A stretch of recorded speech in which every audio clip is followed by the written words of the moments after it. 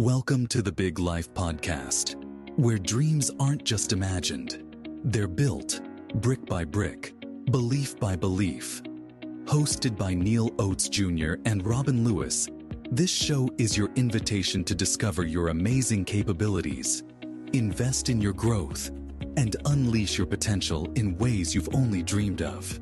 Join Neal and Robin as they dive deep into stories, insights, and tools designed to inspire you to show up big, live intentionally, and give yourself away for the betterment of those around you. Get ready to rise to what you're truly worthy of. The Big Life starts now. Welcome, ladies and gentlemen, to the Big Life Podcast. Neal Oates Jr., Robin Lewis. How are you doing today? Good morning, Neal. Well, I'm doing great, man. I'm telling you, I say it to you every time we get together, but it's the truth, brother. I was looking forward to spending time with you again today and to spending time with our listeners today. I'm so excited for what we're doing and what we get to be a part of.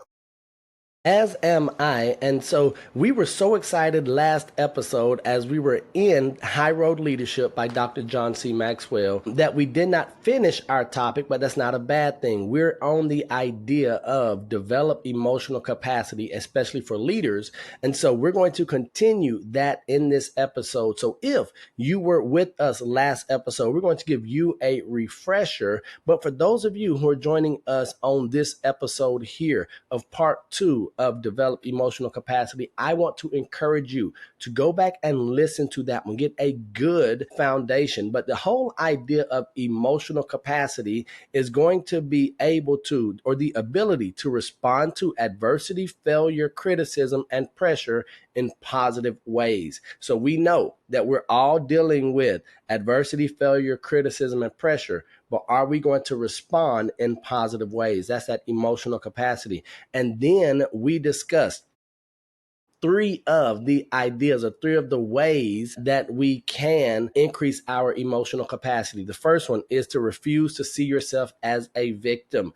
Dr. Maxwell hit me right in the heart right there from the jump.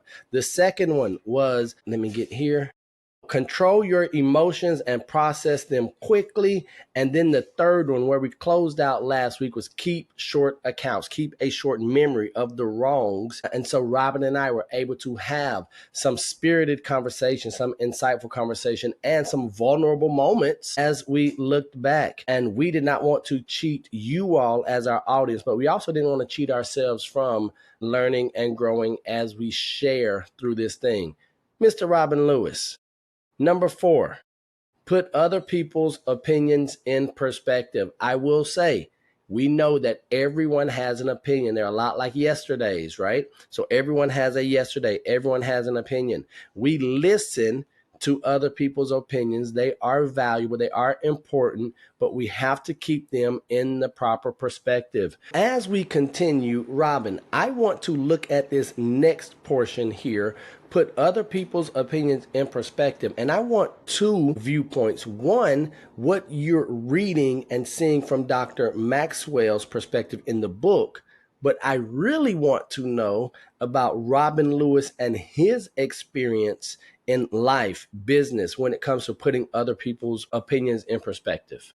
Yes, sir. It's such a good chapter. And one of the things that jumped off the page at me, I wanted to share from the book is an actual quote that says, one of the most limiting beliefs that people hold is that others' opinions about them are more important than your own. And I think what John is sharing here is that one of the most important opinions is not of what others have of you, but what you have of you. I've heard somebody say that what's most important is not that people believe what you are saying or what you are doing. What's even more important is that people believe that you believe what you are saying and what you're doing. And it really is very important. And so what John is suggesting here is that you be true to yourself, be true to your values, be true to your priorities, be true to the life that you see for yourself, the life that you are trying to create. There are times where people might come along and they are not you. And so they're going to be seeing things from a different vantage point. And oftentimes, if you are more concerned about what they're saying and about skipping to their drum beat, you might miss and you might spend wasted energy on, if you're following what they're saying, and they might take you off path, and that might be a direction that drains you rather than fills you up emotionally. Now, Robin, on that note, I know that as a leader, we have to be careful not to listen to every opinion, but you and I do believe that other people's opinions and putting them in perspective is important, correct? Yes, it's a very valid point, and I want to highlight that for our listeners because Neal and I think we've taught about this on one of our episodes here, that we believe that we should actually, as leaders, we should seek feedback from others. And the idea there, folks, is that we have a limited perspective. We can only see from the vantage point or the perspective that we have. And so we're going to be missing something. Yeah. Because of the limited perspective that we have. And so a good question for us to ask somebody that we can trust, who knows us well, spends time around us, is what does it look like to be on the other side of Robin? What does it look like to be on the other side of me? What am I missing? How am I coming across? Is there something that I should consider changing? Is there something that people are seeing and experiencing that maybe I'm not even aware of it? We do want to solicit, actually, we want to be intentional about receiving that type of feedback. But the caution here is that people have opinions, and we want to be grounded in who we are. We want to be grounded also. So it might sound like like we're, saying one thing, but then taking it out by saying another thing, which is not what we're doing. But so I want to try and be clear at it, Neal, and you can help me to shape it. But the point is that your opinion, so your values, your goals, your dreams, where you see your life heading, you want to be grounded in those things, right?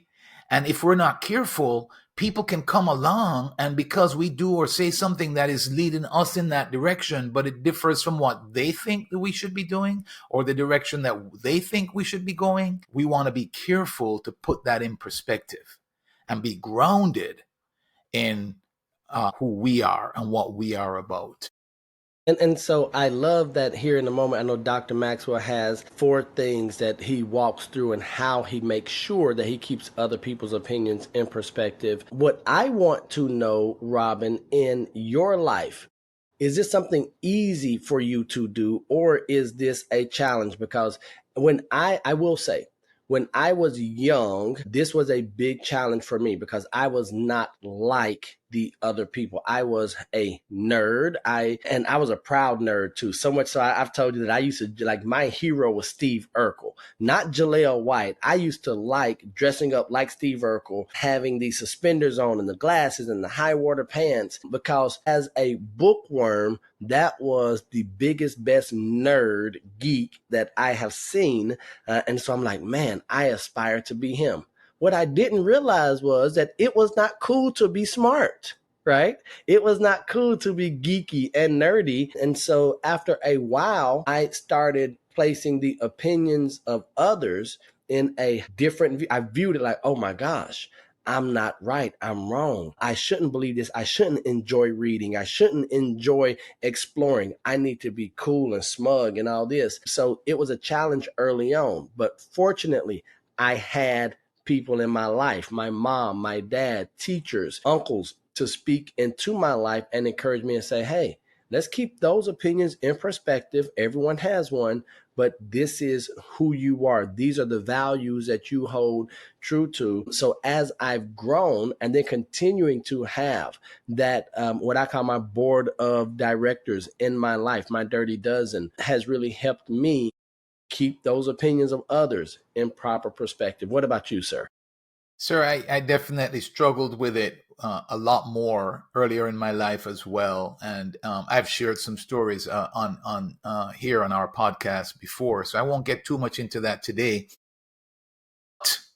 What I will say is that I realize I still struggle with it. That's why I want to go there, and I think it's a good reminder that John has given us to recognize that we need to stay grounded.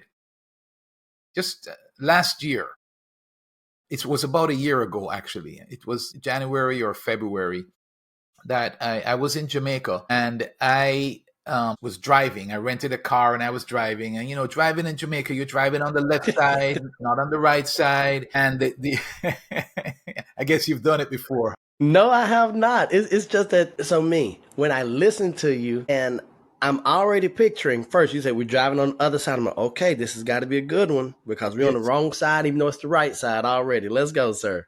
And sir, to add to that, the drivers there are very aggressive. They're very aggressive drivers. They don't really, what I mean by that is they don't really have a lot of patience for you. If you need to get going, you need to get going. If you need to do what you're doing, you need to get out of the way if they need to get going, and so on, right? They're very aggressive. And I remember driving the car and I had to say to myself, Neil, I had to literally speak to myself, right? Don't the people intimidate you. You just be calm and you do what you're doing. You know where you're going. You're trying to follow a GPS here. I don't really know the roads like I used to. I'm from there, but I don't know the roads like I used to. So I was using a GPS down there, and the GPS wasn't the best situation, like it is up here. But so I was feeling a little intimidated. So the point is that I was feeling intimidated by the opinions of these other drivers, right? And they were People that you didn't know, people that don't care about you, and when you felt that judgment, you were like, "Oh, I know they're sitting here saying all kind of stuff," and you were feeling that weight, even though they were not in the car with you. correct.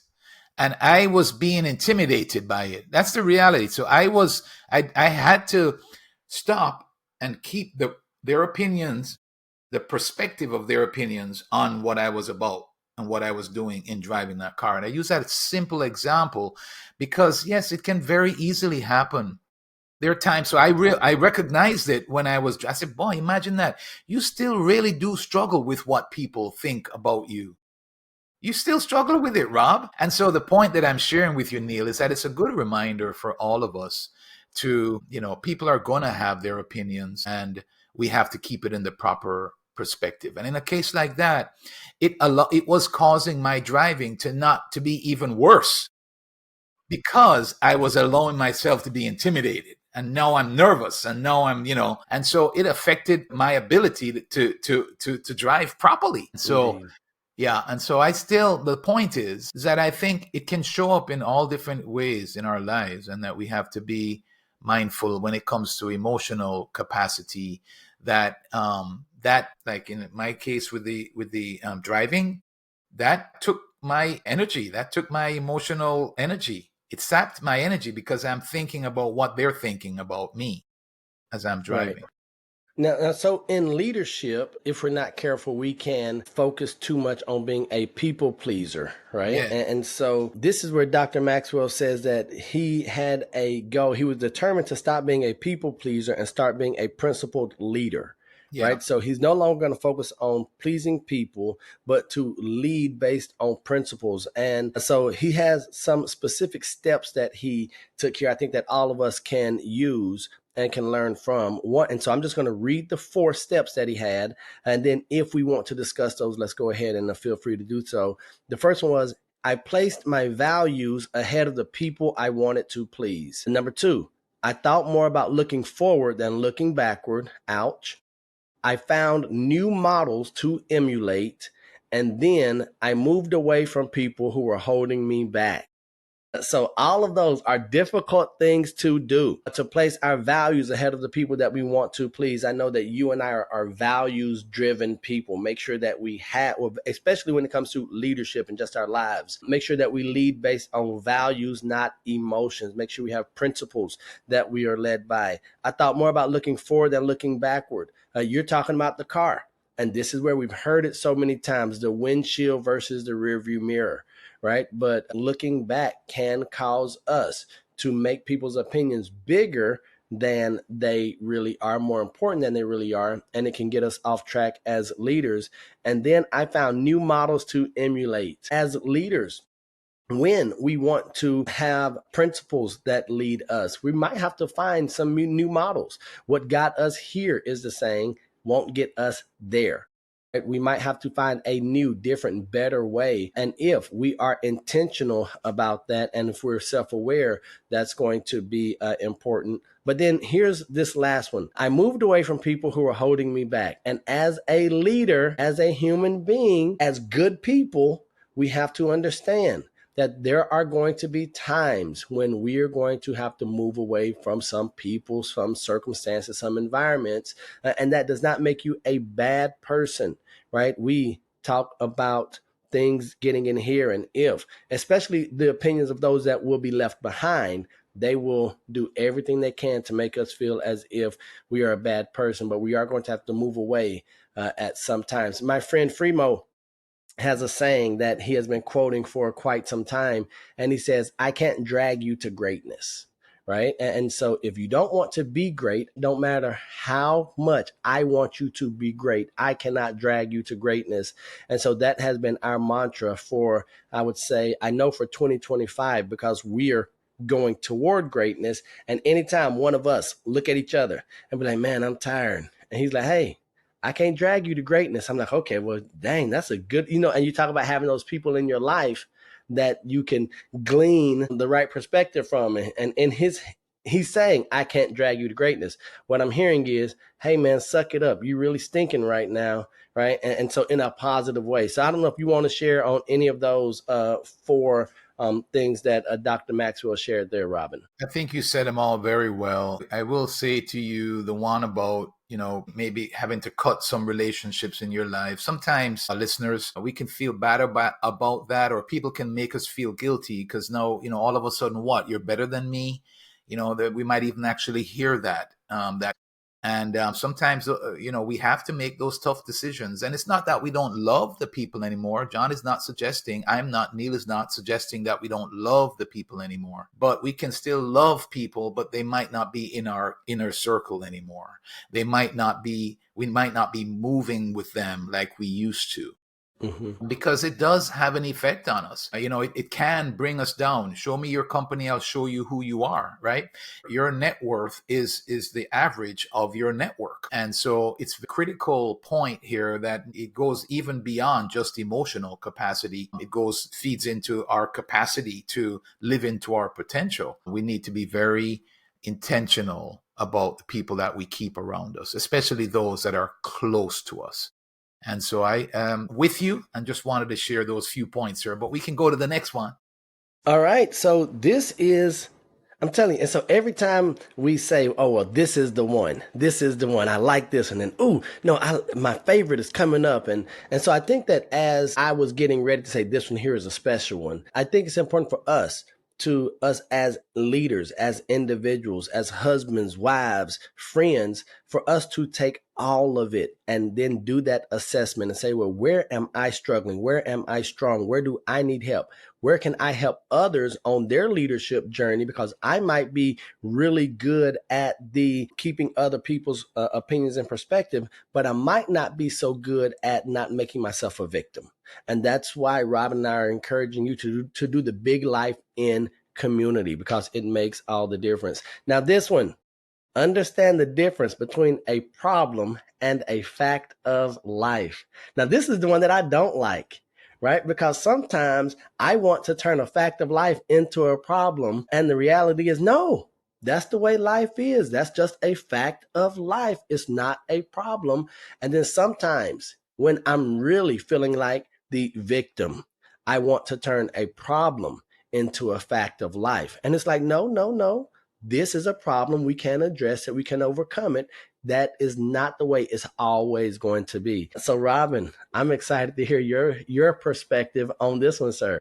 Yeah, it's so true. It's one of those, and I agree with you. It's like as you and I are studying this book, and we've read this chapter many times, we're still having to be intentional with applying it into our lives, right? So we're perfectly imperfect, and the goal is to get better. So these are ways to develop our capacity, understanding that none of us are perfect in this regard. But so yes, sir, I think again, understand the difference between what's a problem and what's a fact of life. And then I think drilling that down a little bit, it's also recognizing that there's some problems that we need to focus on and some we just don't even need to be bothered with. There's some that are changeable, some that are not changeable. There's some that are not, significant enough that it needs to take our time and attention. And so I think as we think about those things, John is first of all bringing clarity to, hey, there are some things that are just facts of life. And the more energy that we use on those things, that, in other words, those facts of life, they can't be changed. And the more that we waste energy over things like that, complaining or, worrying about it or spending energy towards that thing is going to drain. And so we're taking away from developing that emotional capacity. And some examples of fact of life are where you were born, your genes, what you did yesterday. Now, hold on, Robin, right there. Why is what I did yesterday a fact of life and not a problem? Yeah. I mean, don't we spend so much time thinking about, worrying about, maybe feeling bad about, or sometimes feeling so good about it? Because it goes both ways. I know John has a saying, it's not just a saying, it's a way of life about him, is that yesterday ended last night. So whether yesterday was a huge win or yesterday was a horrible loss, it ended last night, right? And so it's a fact of life, meaning that you can't go back there now. It's already done. We can learn from it and we can celebrate. But, he suggests celebrating, take 24 hours. So if we have a big win yesterday, take 24 hours and celebrate that, but then move on to the next thing. If it was a loss, take 24 hours and consider what you can learn from this. Where did we go wrong? What can we do differently? And how can we take that and move into the next thing, right? But the point there is that a lot of times we rehearse it, the loss or the win, and we keep thinking about it. And maybe it's regret. Maybe we're feeling sorry for ourselves and woe is me. And sometimes without even realizing it, we're thinking about something that's already done. And I know it's easier said than done because sometimes I can't let it go. Sometimes there are things that it's hard for me to let go. And so that's why this is a reminder to remind yourself, listen, that's something that you can't change now. It's gone. Yesterday is gone, right?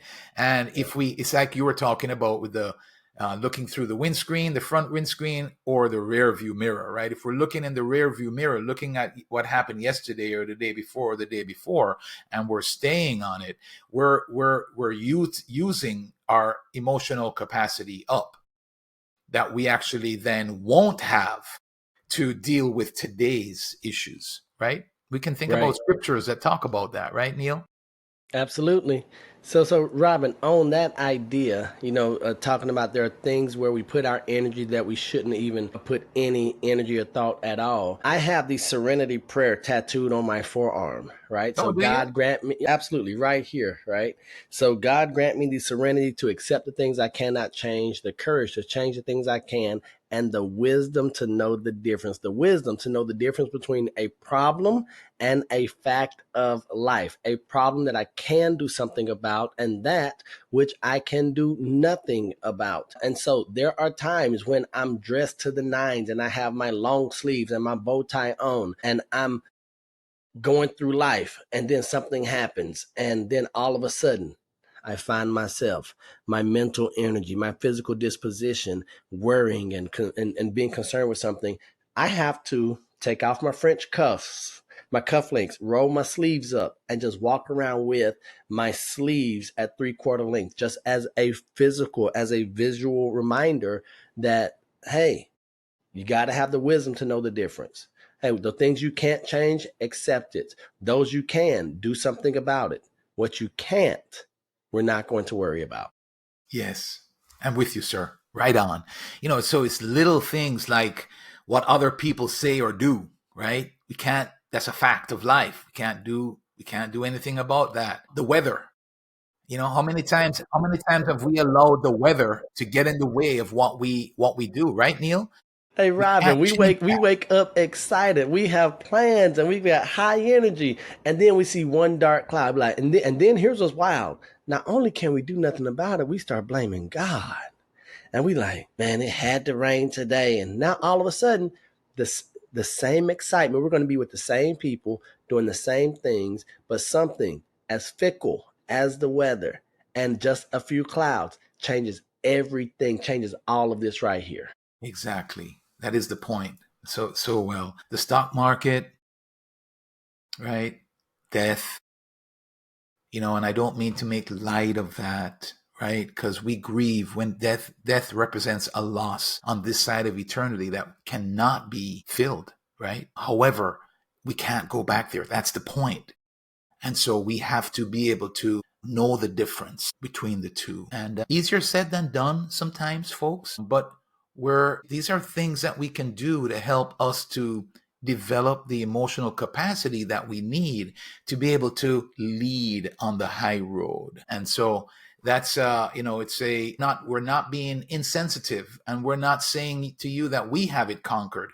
We can allow some of these same things that John suggests here to get in the way of us. But what we are saying is that let's recognize the difference and let's move forward, understanding the things that we can't change and not put our focus there.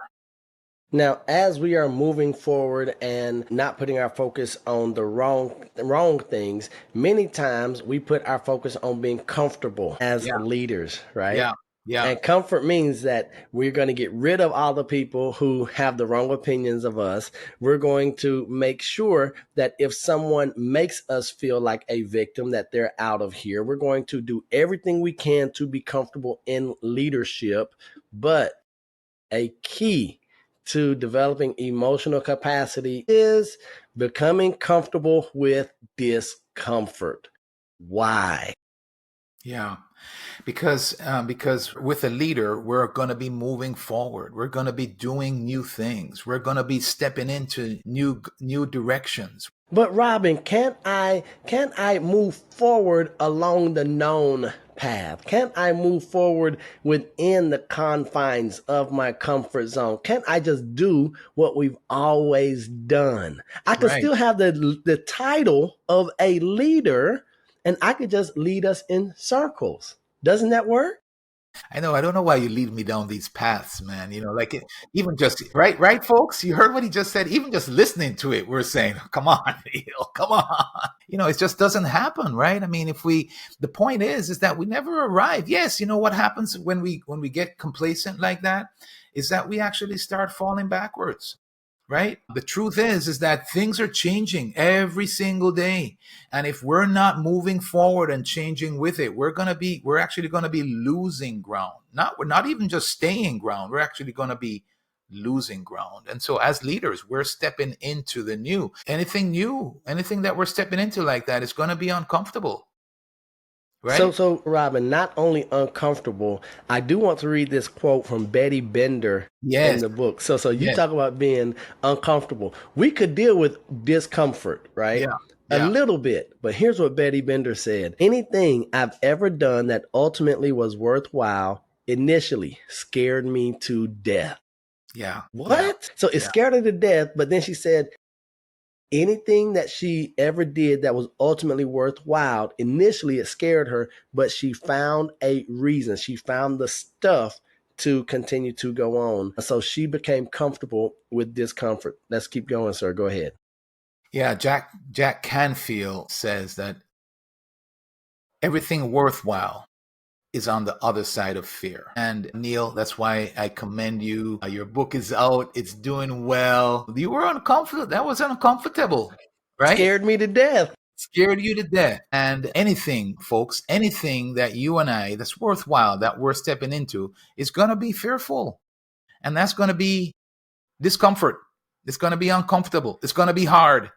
You've heard us say on this show that everything worthwhile in life is uphill. And guess what?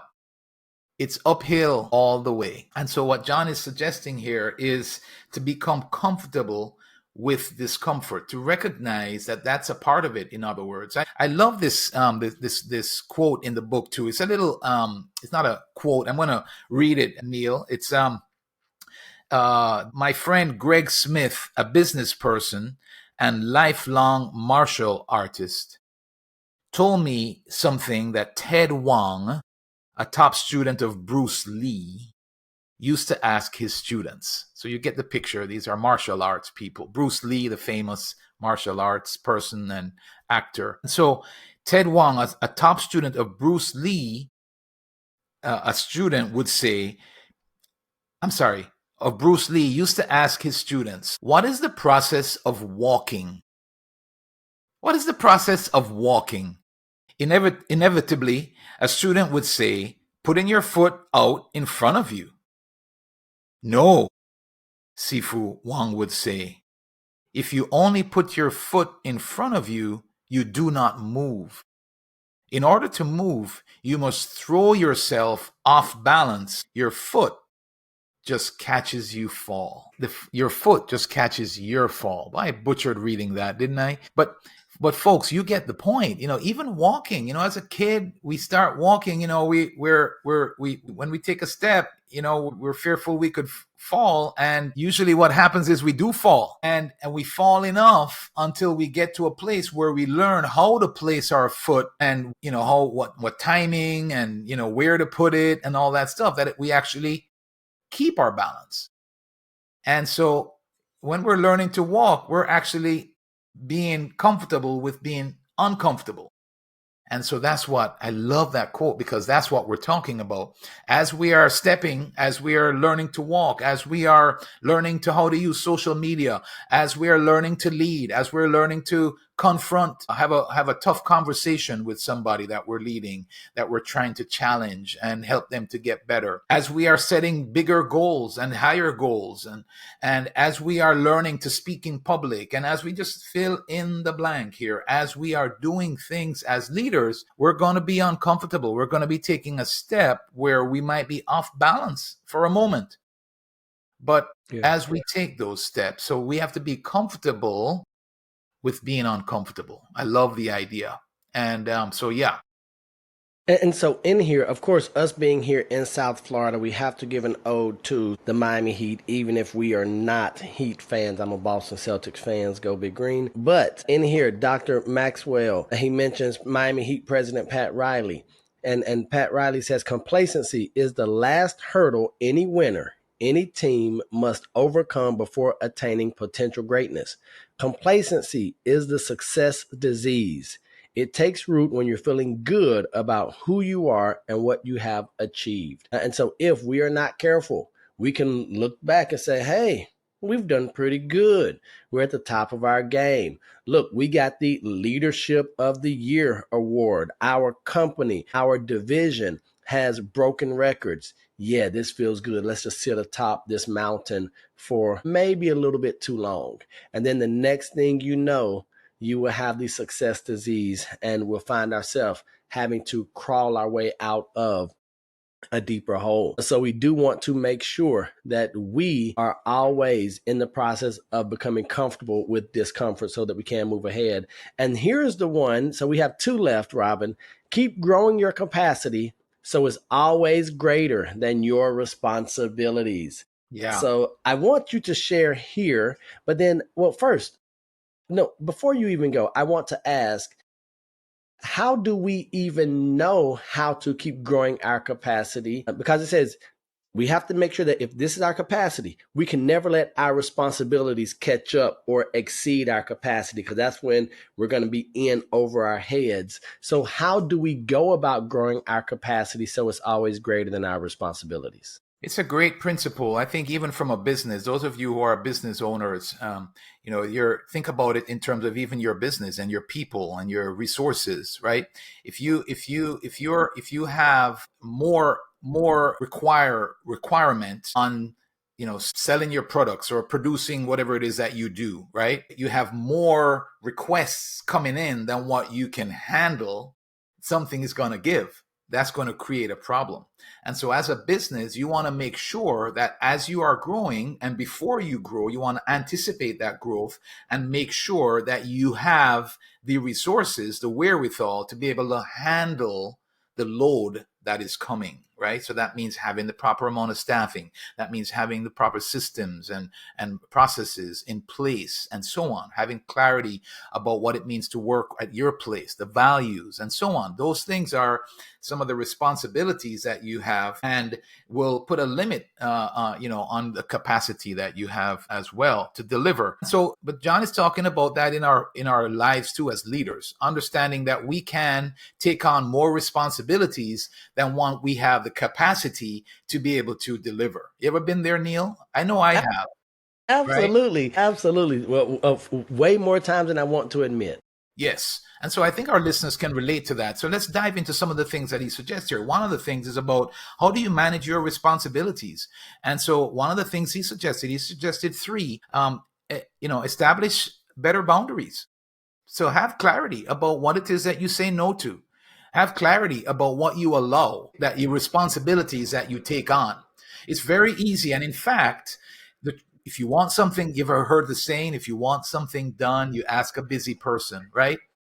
So a busy person has the capacity, but if that busy person is not careful, they will take on responsibilities that go beyond the capacity. And that obviously is not a good thing. So establish better boundaries and, count the cost of your commitments, so measure the commitments that you're making, weigh the commitments that you're making, look at the time that it's going to take, the resources that it's going to take, the length of time that it's going to take, and the emotional capacity or focus that it's going to require. So you want to count the cost of your commitments as you think about your responsibilities. And then you want to best align the responsibilities you take on with your purpose. The older we get, when I was younger, I spoke about this on one of our episodes already too, Neil. You remember when I said, somebody asked me if you could go back and talk to your 25-year-old self, what would you tell them differently? And I one of the things that I look back at my life now and see that I allowed too much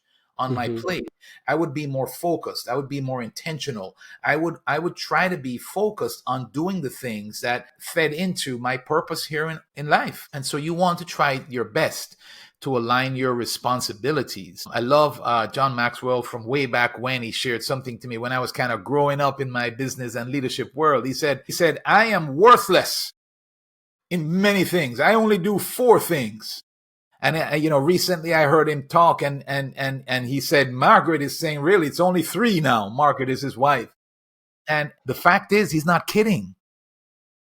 And so you want to, and it's not easy. And we live in a world where, the expectation is that we should be well-rounded. We should be doing a whole lot of stuff. And the reality is, and I won't spend too much more time on that, but align your responsibilities with your purpose. And so how do you increase your capacity? Right? You focus on your strengths. So you increase your capacity by focusing on the areas that you're good at, because you have a whole lot more opportunity and potential to grow and to do well if you focus on the areas of your strength. I was doing something the other day, man, and after I did it, I shouldn't say just something. I was actually sharing with a group. I just shared for 5 minutes, but I was helping to, it was into my purpose. I believe my purpose is to believe in people, inspire people, and guide people, right? Into living the big life or living into their potential. Right? Rising above their doubt and limiting beliefs and insecurity. Like, that's kind of my story, right? And I was sharing on that in just 5 minutes. And you know what? After the 5 minutes, I realized, Neil, I was strengthened. The 5 minutes went very quickly and I enjoyed doing what I was doing. So how do you increase your capacity? Focus on the areas of your strength.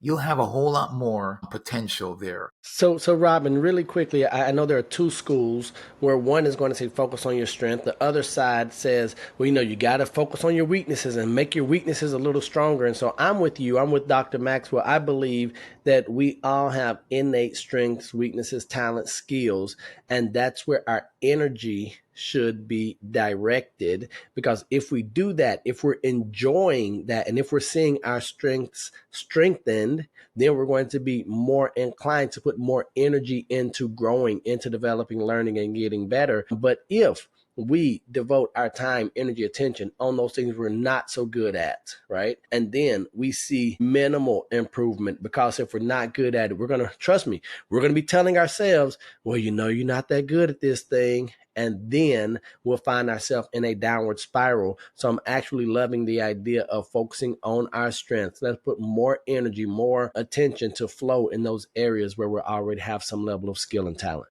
And I think that's the reason why we spent 2 parts on this, because these things are worthy of diving into, because they're ingrained. They're things that are ingrained in us. Like, if you think about it, I did it as a parent. Like, I focused on, like, when my daughter came, when her report came home, and I saw her school report, right? Like in elementary and all the way through high school.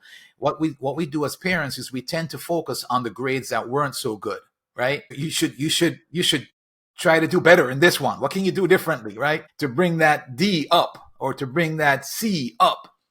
And that goes a long way towards helping a GPA. Yeah, maybe you can raise your GPA that way. But in life and living into your potential and living the big life, it does not help. Because, you think about it. If I told you before, Neal, I thought I would love to sing, right? I would love to sing, but I don't have the ability to sing. That's not one of my strengths. And so, if let's just say that on a scale of 1 to 10, my level of singing is at a 4, right? Let's just say it is a 4. It probably might be 3 or lower, but let's just say it's a 4.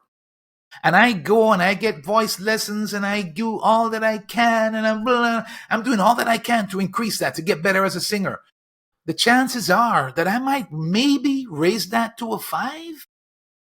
If I'm really good and I spend all my time doing it, maybe I can get it to a 6.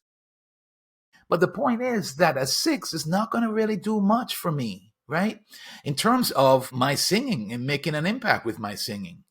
But let's say that, I'm good hand-eye coordinator. And let's say I'm at an 8 in hand-eye coordination, and I now invest in that and I train and I get better. Maybe I can bring that 8 to a 9. There's Maybe a big difference between an 8, 10. 9, 10. That's a big difference, sir. Yeah. And so that's the point there, is that we have more potential to grow in the area of our strengths. This one also is time worthy. I first heard this concept from John. I also read about it from Daniel Pink. That's to manage your energy every day. And what John is suggesting, folks, is that we look at our day and we recognize the time of day. We look at the things that we have going on throughout that day. And there are things that we're doing that are going to require more of our energy. And there are things that we're doing that won't require so much energy, right? Watching TV doesn't require that much energy, right? Dealing with your best client, a situation that your best client needs worked out, that might require high energy.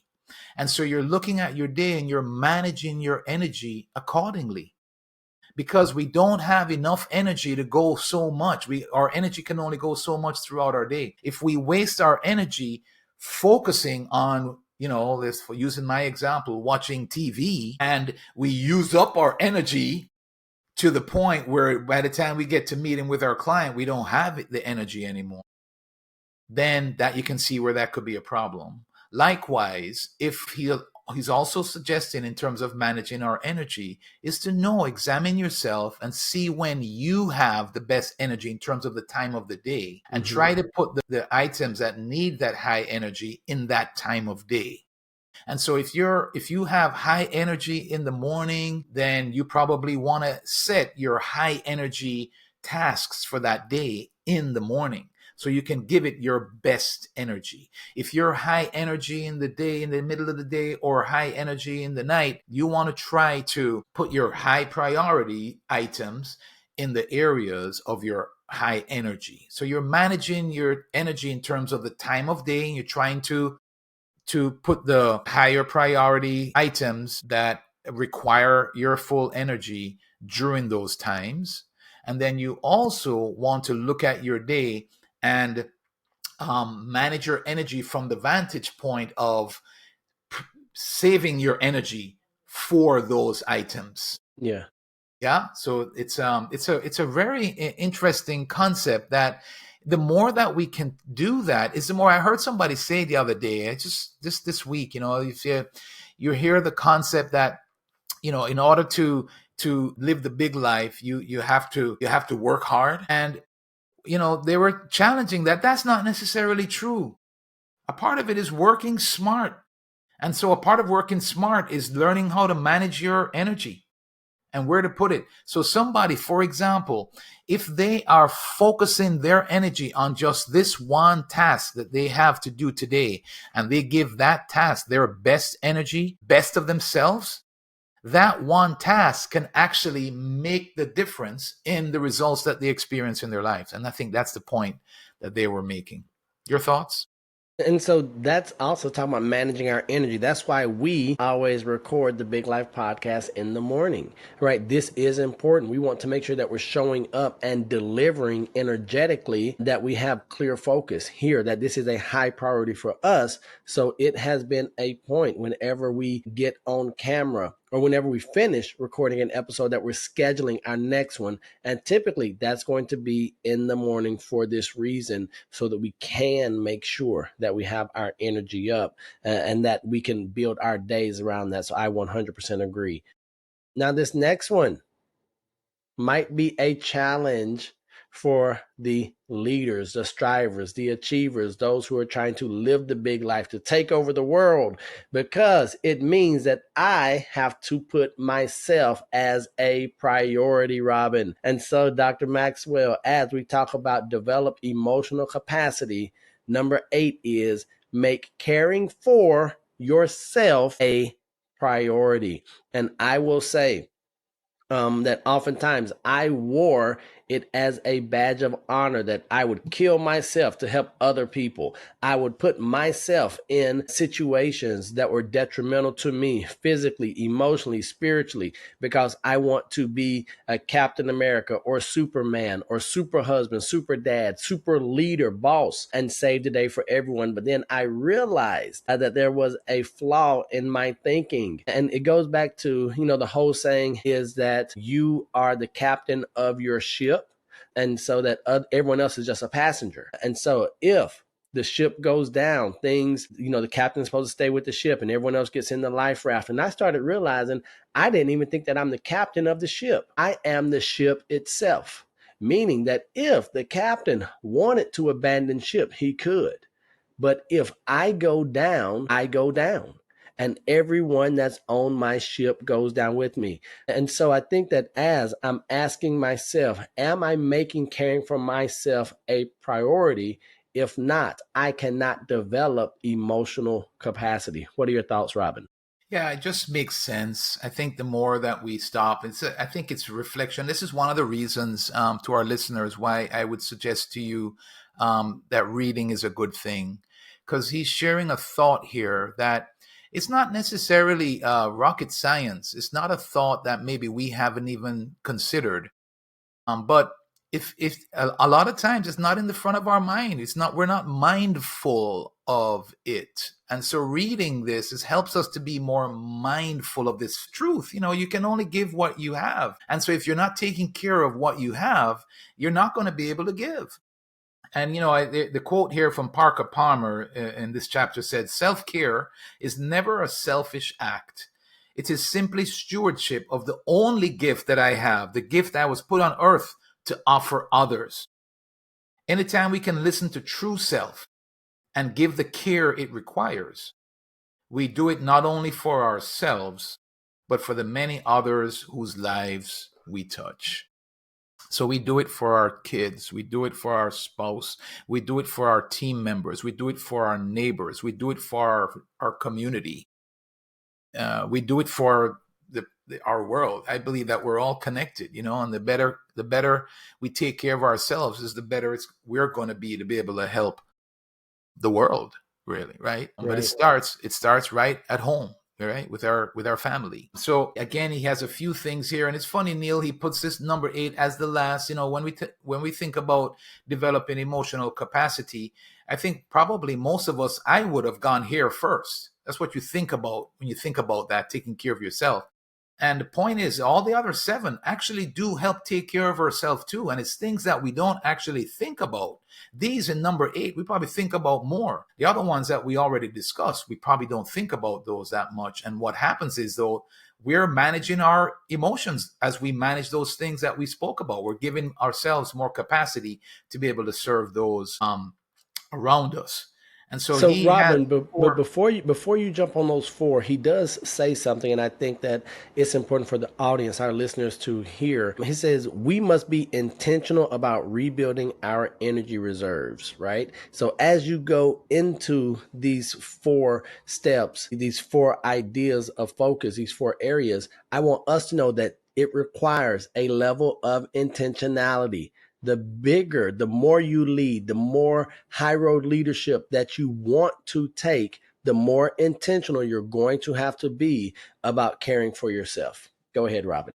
Right on. So important. And it's our responsibility. It's not one, if we're not intentional about it, then the chances are it will not happen. And it's our responsibility. One that John shares that, and I share, and Neal shares, is that every day I ask God for guidance. And this one is about receiving, excuse me,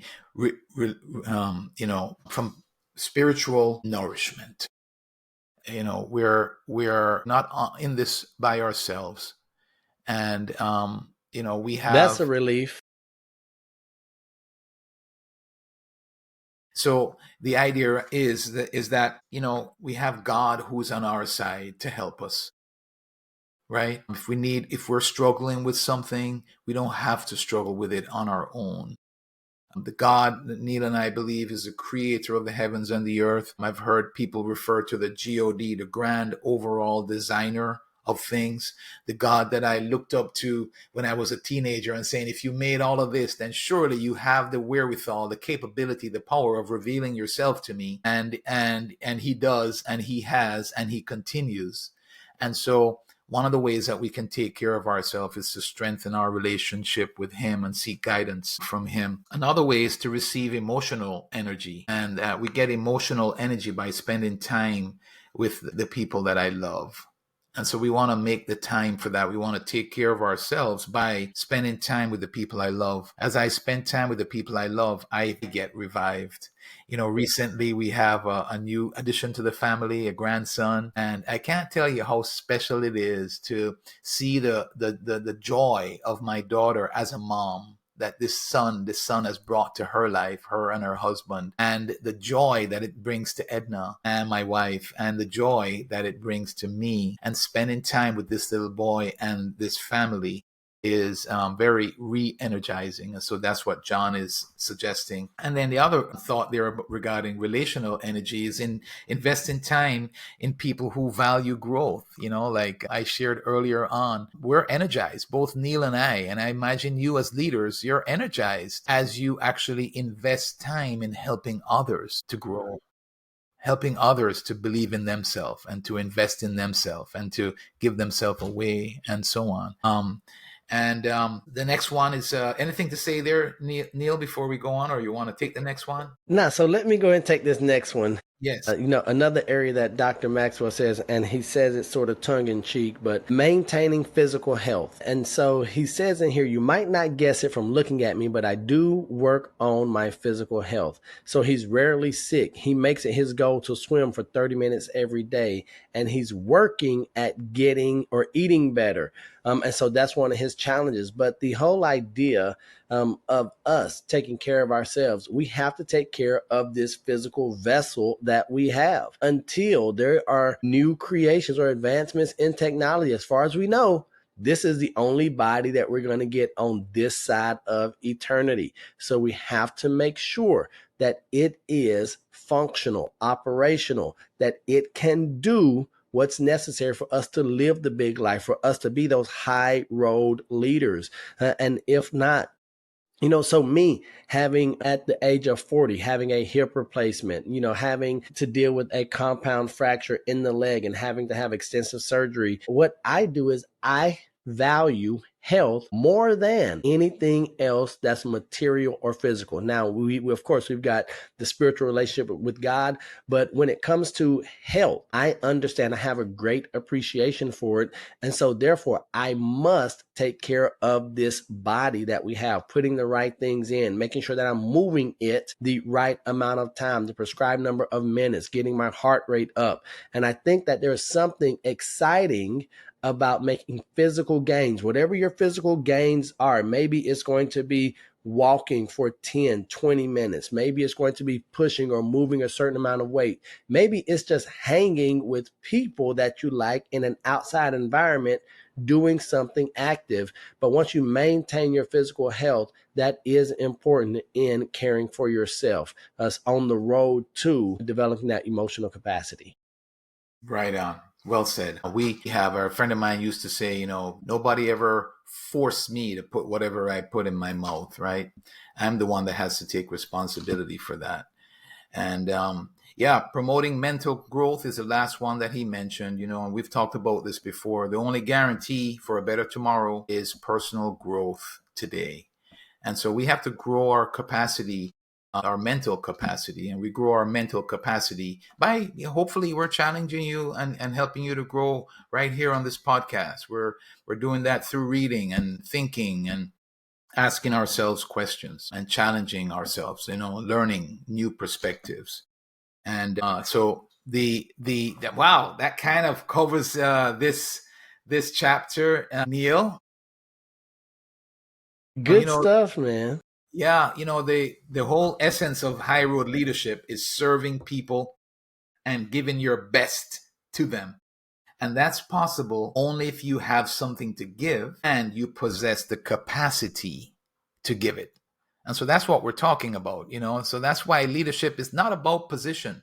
You can have somebody in position, but they don't have something to give and they don't have the capacity to give it. They're not going to be good leaders. And so it's a food for thought for you, for us today. And we are grateful that you hang with us on these 2 sessions around this area and hope it has served and added value to you. Well, I know that it has added value to people because it's added value to Robert and myself. And last we checked, we are still people, even though we have an air of God-like abilities, skill, talents, and looks to us. So in all joking aside, Robert and I, we are always honored that you all are here. We are hoping and praying that you're getting something from these episodes, from the Big Life podcast. But more importantly, we're going to ask you to do something very important. We're going to ask you to share this show, this episodes with someone that you want to see improve, someone that you care about, someone that you love, someone that you believe in, because that's what has happened in our lives. We've had individuals, we've had leaders, coaches, mentors, colleagues say, I see something special in you. I believe in your potential, even when we didn't recognize it or believe it for ourselves. So we're going to ask you to like, share, comment. Let us know what your thoughts are on any platform. We would love to hear from you. And then, as always, we're going to leave you with this. We love you. God loves you, and there's nothing you can do about it. And until the next time we see you or you see us, we're right there with you. Peace. Right on.